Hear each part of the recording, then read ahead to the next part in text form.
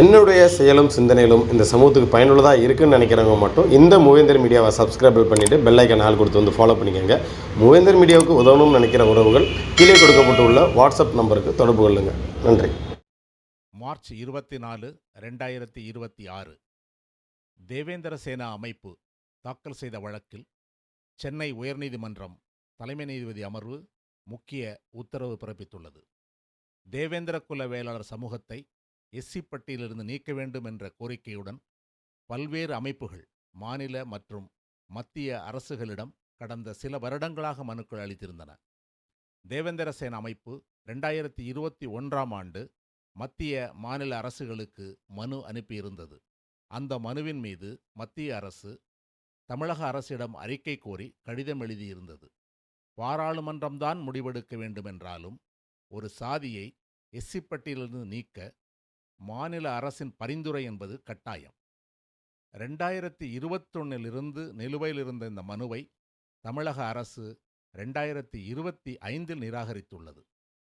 2020ஆம் ஆண்டு ஹன்ஸ்ராஜ் வர்மா IAS குழு அறிக்கையை மேற்கோள் காட்டி அந்த நிராகரிப்பு செய்யப்பட்டுள்ளது. ஆனால் அந்த குழுவின் பரிந்துரைகள் என்பது பட்டியல் நீக்கம் தொடர்பானவை அல்ல. மாறாக 7 உட்பிரிவுகளை தேவேந்திர குல வேளாளர் என்ற ஒரே பெயரில் ஒருங்கிணைக்கும் பெயர் மாற்றம் குறித்தவை மட்டுமே. அந்த குழுவிற்கு அரசு கொடுத்த வேலை, அதாவது ஆணை, அரசின் ஆணை என்பது பெயர் மாற்றம் குறித்தது மட்டுமே. பெயர் மாற்றம் வேறு, பட்டியல் வெளியேற்றம் வேறு. எனவே எதையுமே ஆராயாமல் செய்த தமிழக அரசின் நிராகரிப்பு சட்ட ரீதியாக தவறானது என கூறி தேவேந்திர சேனா மெட்ராஸ் உயர்நீதிமன்றத்தை அணுகியுள்ளது.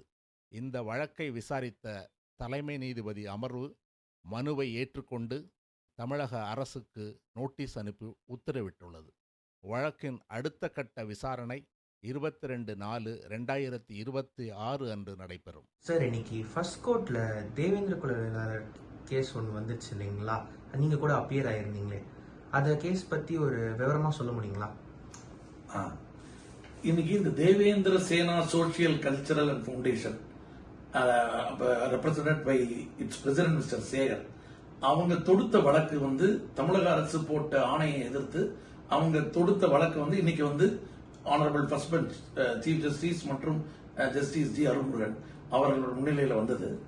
இந்த வழக்கானது என்ன சாராம்சம்னா, இவங்க வந்து ஒரு மனு போட்டிருந்தாங்க. தொடர்ந்து அரசாங்கத்துக்கு மனு போட்டு மத்திய அரசாங்கம் வந்து ஸ்டேட் கவர்மெண்ட்டுக்கு இதை பத்திய டீடைல்ஸோட எக்ஸாமின் பண்ணி, இவங்க போட்ட மனுவில் பத்தி எக்ஸாமின் பண்ணி ஒரு ரிப்போர்ட் கொடுங்க, ஸ்டேட் கவர்மெண்டோட ரிப்போர்ட் கொடுங்க அப்படின்னு சொல்லியிருந்தாங்க. என்ன அவங்களுடைய கிளைம் என்னன்னா, இவங்க ஒரிஜினலாவே ஆரம்பத்தில் தேவேந்திர குல வேளாளர்கள் அப்போ வந்து ஆரம்பத்தில் வந்து ஒரு 6-7 டிஃபரெண்ட் கம்யூனிட்டி வந்து கம்யூனிட்டியா தனித்தனியா இருந்தாங்க. சமீபத்தில் தான் பார்லிமெண்ட் அமெண்ட்மெண்ட் பண்ணி அந்த 6 கம்யூனிட்டியும் சேர்த்து தேவேந்திர குல வேளாளர் அப்படின்னு ஒரு கம்யூனிட்டியா, ஒரே சிங்கிள் கிளாசிபிகேஷனா கம்யூனிட்டியா போட்டாங்க. இந்த கம்யூனிட்டி ஆரம்பத்துல இவங்க வந்து ஒரு ஸ்ட்ராங் ஒரு அக்ரிகல்ச்சரல் கல்டிவேட்டர்ஸ் பிளஸ் ஒரு வாரியர்ஸ். ஆக்சுவலா வந்து இவங்க வந்து ஏறும் போரும் அப்படின்னு இது பண்ணக்கூடிய அளவுக்கு தான் அவங்களுடைய கான்செப்ட் கிரக்ஸ் ஆஃப் அவங்களுடைய ஒரிஜினல் ஆக்குபேஷன் அண்ட் ஸ்டேட்டஸ். ஆக்சுவலா 1924 இன்ஃபேக்ட் 12/1/1924 ஒரு PM கந்தசாமி மூப்புனார் முத்தவரை வந்து இந்த கம்யூனிட்டியில சேர்ந்தவரை மெட்ராஸ் லெஜிஸ்லேட்டிவ் MLCயா, அப்ப மெட்ராஸ் லெஜிஸ்லேட்டிவ் கவுன்சில் இருந்தது. அப்ப வந்து MLCலயே அவரை வந்து ஒரு பேக்வர்ட் கம்யூனிட்டி அப்படிங்கிற கிளாசிபிகேஷன்ல தான் அவனை ரெப்ரசென்ட் பண்றதுக்கு அன்றைய பிரிட்டிஷ் அரசாங்கம் அவரை வந்து MLCல வந்து அவரை நியமித்தாங்க. அதுல இருந்தே தெரியும் இந்த தேவேந்திர திருக்குல பள்ளர் அவங்க வந்து their part of backward class. 1924 வரைக்கும் அப்படிதான் இருந்ததுங்கிறதுக்கு ரெக்கார்ட் பூர்வமா இருக்கு.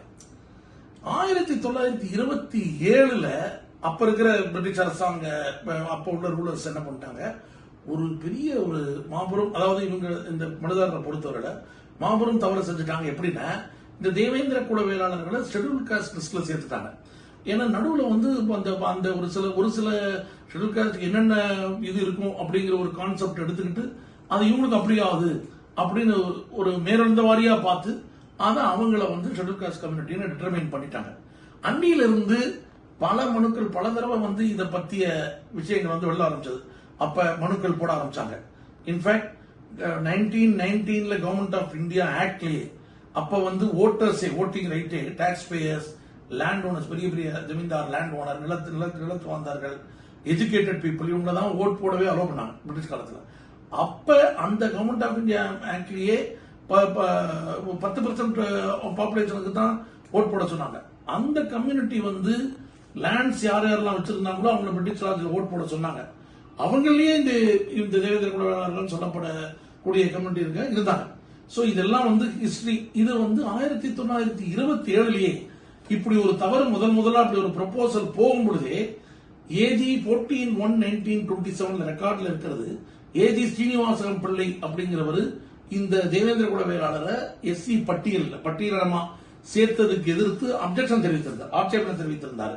சோ இது 27 வருது. இன்ஃபேக்ட் இது ரொம்ப சுருக்கமா சொல்லணும்னா இப்ப சமீபத்துல திருமதி சுஸ்ரீ சுனிதா டகல் அப்படிங்கிறவங்க அவங்க வந்து பார்லிமெண்ட்லயே ஒரு ஸ்பீச் கொடுத்திருந்தாங்க.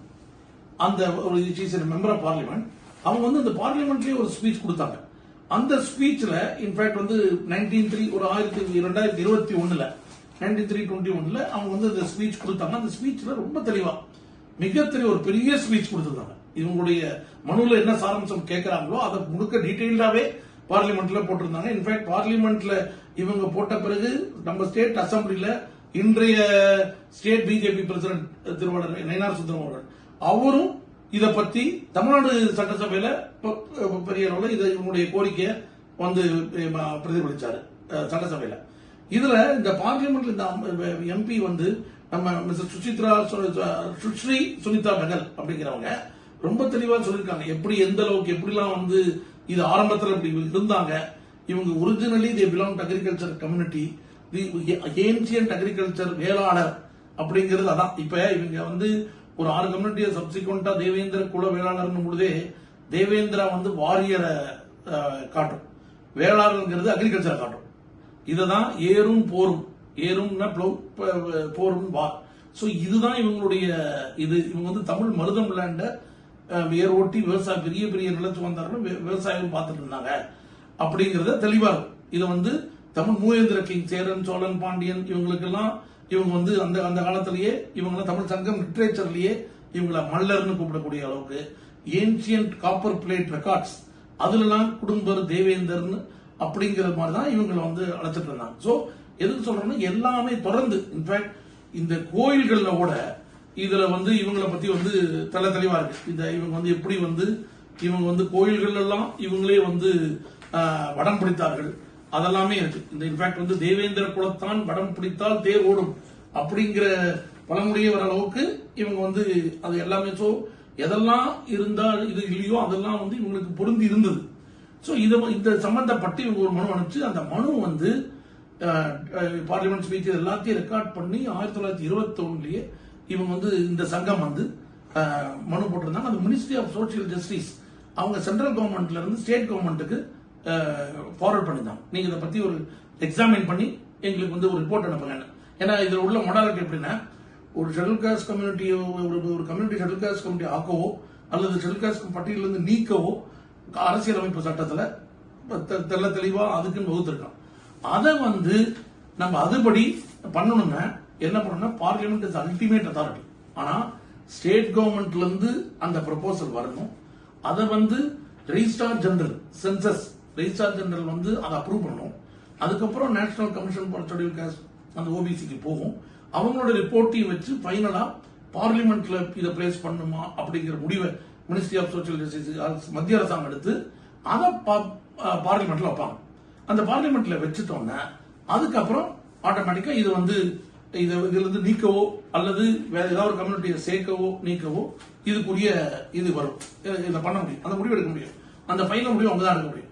இதுல இவங்களுடைய மனுவை தமிழக அரசாங்கம் இப்ப பரிசீலிக்கும் பொழுது என்ன பண்ணிட்டாங்க, இந்த மாதிரி இவங்க வந்து கேட்டிருந்தாங்க ஆர்டிகல் 341 341(2) ஷெட்யூல் காஸ்ட் நீக்கவோ சேர்க்கவோ 342(2) பேக்வர்ட் கிளாஸ் நீக்கவோ சேர்க்கவோ பார்லிமெண்ட்ல இருக்க அதிகாரத்துக்கு ஸ்டேட் கவர்மெண்ட் ரெக்கமெண்ட் பண்றதுக்கு மத்திய அரசாங்கமே ஸ்டேட் கவர்மெண்ட்டுக்கு வந்து நீங்க பண்ணுங்க அப்படின்னு சொல்லும் பொழுது ஸ்டேட் கவர்மெண்ட் என்ன பண்ணிட்டாங்க, இந்த இண்டிபெண்டா இதுக்குன்னு ஒரு கமிட்டி வச்சு எக்ஸாமின் பண்ணிருக்கணும், எல்லாரையும் கேட்டிருக்கணும், இவங்க குலத்தில் உள்ள அத்தனை பேருக்கு இது ஒப்புதலா அல்லது உண்மையாவே இவங்களுக்கு வந்து இந்த மாதிரி கூப்பிடக்கூடியவங்க தானா அல்லது பட்டியலினத்துல தான் இருக்கணுமா அப்படிங்கிற விவரங்களை சேகரித்து ancient history, copper plate records, data, முன்னாடி எப்படி இருந்தாங்க, நடுவில் கிருஷ்ணதேவராயர் அந்த ரிஜயம் வந்ததுனாலதான் இவங்களுடைய இது கீழே இறங்கி போனதை வச்சு இவங்க இப்படி கூப்பிட ஆரம்பிச்சாங்களா, அப்ப இவங்க விண்ணப்பங்கள் உள்ளதெல்லாம் சரியா இருக்கா, இவங்க இப்ப சேர்க்கறதுக்கு பெரும்பாலான சமூகத்தினர் அதுக்கு சம்மதம் தெரிவிக்கிறாங்களா, இதெல்லாம் ஒரு கமிட்டி வச்சு எக்ஸாமின் பண்ணிருக்கணும் சேர்க்கணும். சமீபத்துல 2020ல தமிழக அரசாங்கம் வந்து அன்சராஜ் கமிட்டின்னு ஒரு கமிட்டி வச்சாங்க. அது எதுக்கு வச்சாங்கன்னா, இந்த ஒரு 6-7 கம்யூனிட்டி இருக்கு, இவங்கெல்லாம் இந்த கம்யூனிட்டி எல்லாம் சேர்த்து தேவேந்திர குல வேளாளர் அப்படின்னு ஒரே கம்யூனிட்டியா அவங்களை கூப்பிடலாமா, பள்ளன், பண்ணாடி, குடும்பன், வத்திரையன், கடையன், கல்லாடி இந்த மாதிரி கம்யூனிட்டிஸ் எல்லாத்தையுமே தேவேந்திர குல வேளாளர் ஒரே கம்யூனிட்டியா கூப்பிடலாமா அப்படிங்கறத பத்தி மட்டுமே ரெஃபரன்ஸ்ல அன்சராஜ் கமிட்டின்னு ஒரு ஐஏஎஸ் ஆபீசர் வச்சு போட்டிருந்தாங்க. அந்த கமிட்டி ஒரு ரிப்போர்ட் கொடுத்துச்சு. அந்த ரிப்போர்ட் என்ன பண்ணுச்சுன்னா, அதை பத்தி மட்டும் தான் எக்ஸாமின் பண்ணணும், அதான் ரெஃபரன்ஸ். அதுல வந்து ஆமா இவங்க எல்லாரையும் ஒன்னா கூப்பிடலாம் அப்படின்னு டிட்டர்மைன் பண்ணி ரெக்கமெண்ட் பண்ணிட்டாங்க. அந்த ரெக்கமெண்டேஷனை மத்திய அரசாங்கமும் அனுமதிச்சு அதை பார்லிமெண்ட்ல வச்சு அமெண்ட் பண்ணிட்டாங்க. இந்த பாசிங் ரெஃபரன்ஸா அந்த கமிட்டியில இவங்க எல்லாருடைய எக்கனாமிக் கண்டிஷன் எல்லாம் பார்க்கும் பொழுது இவங்க தொடர்ந்து ஷெட்யூல் காஸ்ட்லயே இருக்கட்டும் ஒரு ரெஃபரன்ஸ் அவர் பாட்டுக்கு கொடுத்தாரு. அது கமிட்டியுடைய ரெஃபரன்ஸ் பர்வியூக்கு தாண்டியது. அதுக்குன்னு எந்த விதமான சயின்டிபிக் டேட்டாவோ எக்ஸாமினேஷனோ பண்ணாம ஒரு சும்மா பாசிங் ரெஃபரன்ஸ் கொடுத்ததை வச்சு இவங்க கொடுத்த மனுவை ரிஜெக்ட் பண்ணிட்டாங்க. இந்த ரிஜெக்ஷன் மனுவை எதிர்த்து தான் நாங்க வந்து இந்த பவுண்டேஷன் வந்து இப்ப வழக்கு தொடுத்தாங்க. இது தமிழக அரசாங்கம் வந்து இப்ப இந்த மாதிரி ஒரு சம்பந்தம் இல்லாம வேற எதுக்கோ ஃபார்ம் பண்ண அறிக்கையை எடுத்து கமிட்டி ரிப்போர்ட் எடுத்து இவங்களோட கோரிக்கை நிராகரிச்சு தவறு. அதனால இவங்களுக்கு திருப்பியும் ஸ்டேட் கவர்மெண்ட் ஒரு தனி கமிட்டி வச்சு ஒழுங்கா இந்த மக்களுடைய கோரிக்கையை நிறைவேற்றணுமா வேணாமாங்கிறத எக்ஸாமின் பண்ணி சயின்டிபிக் டேட்டாவோட எல்லாத்தையும் எடுத்து அவங்க பண்ணணும். இதை பண்றதுக்காகத்தான் ஸ்டேட் கவர்மெண்ட் அனுப்பிச்சு அதுக்கப்புறம் ஆர்ஜி கமிஷன் எல்லாம் மத்திய அரசாங்கம் ஒத்துக்கிட்டா பார்லிமெண்ட்ல வச்சு கான்ஸ்டிடியூஷன் அமெண்ட்மெண்டே கொடுத்து இவங்களை வந்து ஷெட்யூல் காஸ்ட்ல இருந்து நீக்கி பேக்வர்ட் கிளாஸ்ல வைப்பாங்க. அது வந்து இதான் அவங்களுடைய கோரிக்கை.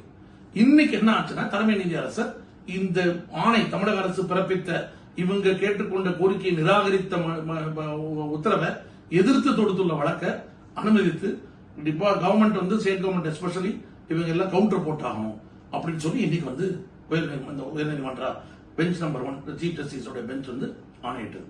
இதுதான் இன்னைக்கு நடந்த விவரம். நன்றி சார்.